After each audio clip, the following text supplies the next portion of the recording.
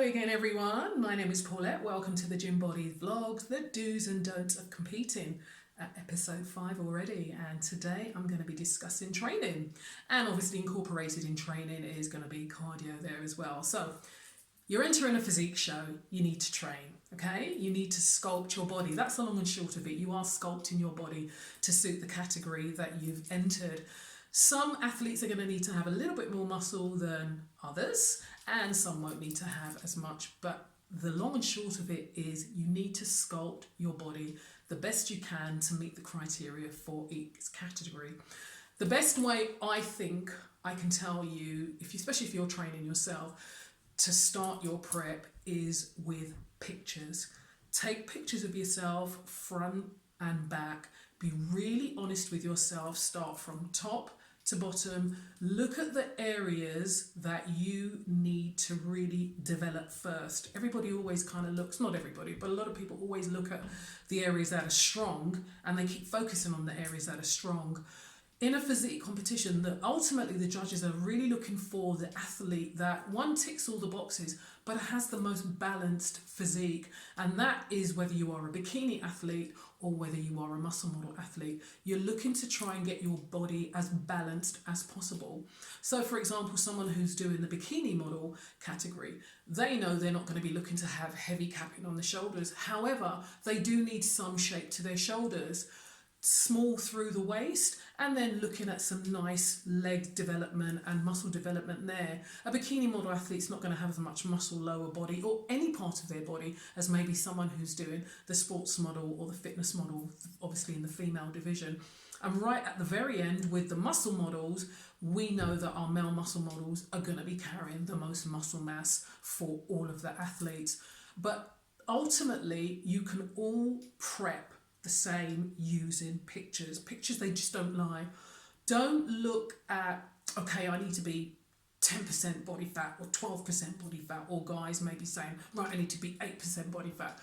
Don't really look at that so much. Yes, you can use it as a guideline, and also the same goes for weight, because ultimately the judges don't care whether you're 10% body fat or 12% body fat. What they're looking for, who meets the criteria the closest, whose body is balanced. And you may have someone who's 12% body fat and someone who's 14% body fat, and I'm talking for the females, and that person who's 14% body fat may look much more balanced. They may look leaner than the person who is carrying 12% body fat. So you really can't use that just as a guideline, right? I definitely need to be 12, I definitely need to be 14. Pictures will really be honest with you. They really will. And they will show you what's changing as the weeks progress. We're still far out from the show. It's an October show and we're in middle February. So those of you who are already starting your prep, I wouldn't really be expecting many of you to be doing cardio every single day this far out. You know, and some of you might say, well, I need to do cardio. I would be surprised if anyone needs to be doing cardio every single day. And you have to be really careful how much cardio you use, and also when you start to incorporate your cardio, because I've had athletes who I've been judging, they've come on stage and they just looked over dieted and that they've just done way too much cardio. And they might think that they look lean, but it's gone too far an extreme. So just be aware of how you use cardio and when you need to start to incorporate cardio. I have prepped athletes where we haven't used any steady state cardio whatsoever, and people are often like, really, I don't believe that.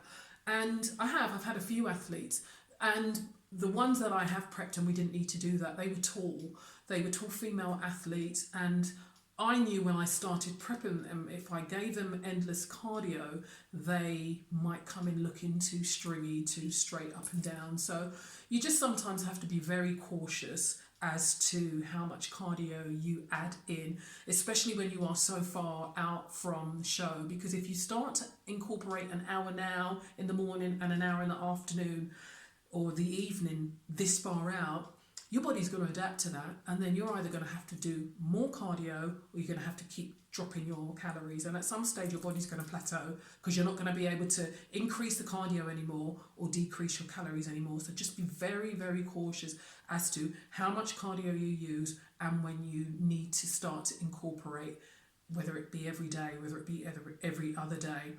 At this far out, I would be looking at athletes maybe adding muscle and looking to add muscle or to develop those areas that they're weak on. And that's really important because so many athletes will focus on the areas that they're strong on and just overtrain those areas and kind of think, well, you know, I'm strong here and I can kind of wing it on stage and the rest of me will pull in. And it really won't, especially if you come up against an athlete that's a lot more balanced, because it will show on stage. So if you know you need to develop your shoulders, then work on that. Maybe you need to add in an extra session, do so. If you know that you're weak through your glutes and your hamstrings, which a lot of us can be, focus on those areas, whether it be that you add in an extra session, whatever it may be, focus on your weak areas. They are absolutely important because it's actually not the areas that you're strong on that are going to show up the most on stage. It's going to be the areas that you're weak on that the judges are going to notice the most. So it's really important that you do look at your pictures, be really honest with yourself. If you've got a coach, then that will make it easier because your coach is going to be able to say, these are the areas that we need to focus on. But remember, you can prep yourself. You don't need a coach. You need to be very disciplined, but you also need to be very honest with yourself. Use those pictures. If you know you're weak through the glutes and weak through the hamstrings, start to focus on those. If you know that you're weak through the quads, start to focus on those. That is what you need to do if you are doing a physique competition. Gentlemen, you know that for all of the categories, there are no board shorts at Gym Bodies, there are no surface shorts. You are going to be wearing those short shorts. We want to see your legs. So if you feel that you're not as strong through the legs as you may be through your upper body, start to focus on those as well, because the judges will notice it. There's no getting away from it. They will notice it. And they will notice the difference between an athlete that's a lot more balanced than one who isn't. It really will show up on stage. So planning is key. It really is key. Plan and make progress pictures often, whether it be every week, whether it be every 2 weeks. Use that tape measurement. Don't just go by the scales. Don't just go by your body fat percentage. Your pictures are so honest. The mirror, use those all the time. They won't lie to you. They really won't. Look at what you need to improve on and work on those areas, and you will just end up looking a balanced, really strong athlete, and you'll be in the running for the top 3 or first place. So I don't think I've spoken as much as I usually do this week. Have a great day, everyone, and next week I'll see you for episode 6.